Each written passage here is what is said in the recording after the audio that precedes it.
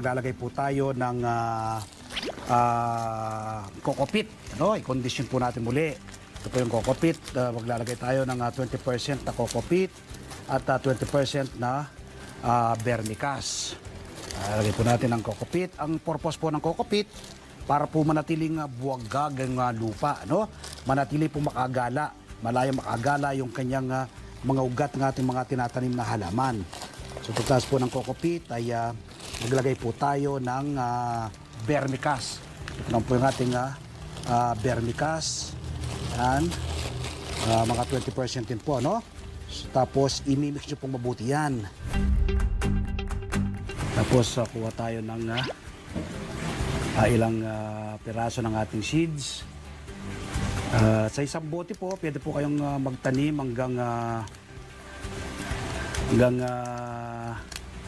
4 na pirasong seeds. No?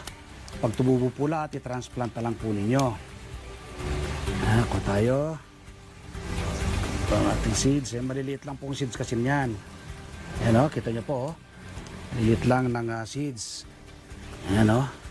So, ibudbud nyo lang po siya ng gilid ng ganyan. Yan. Tingnan po natin kung kahit ilan po yung tumubo. Lipat na lang po natin yung iba.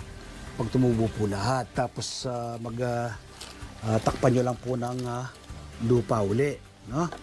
Dahil sa liliit lang po ng ating mga seeds. So, tatakpan lang po ng panibagong lupa. Katanim po ay didilig-dilagan lang po. Wiwisik-wisikin lang po ng ganito. Ganitong sprayer. No? Yan. Ating mga bagong tanim na tarragon. Yan. Hindi po munang ilalagay ngayon to sa lilim na sa naaarawan. Lagay nyo po muna sa isang lilim na lugar hanggang tumubo po sila. Ang tarragon naman po within 5 days to 1 week ay tutubo na po mga yan. After 5 days, so yan na po, no? Meron na pong 2 daon yung ating mga tanim na tarragon. Kapag ganyan po, meron na po siyang 2 leaves.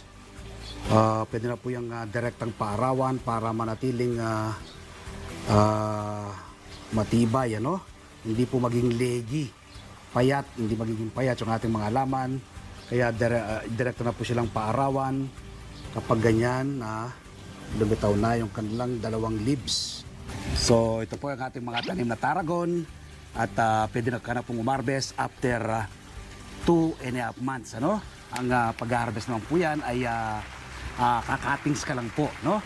Ikakat ka lang po sa kanyang mahabang tangkay na ito.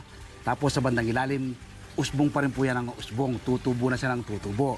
Hanggat buhay po yung halaman, ay tuloy-tuloy po yung pag-harvest. Ano?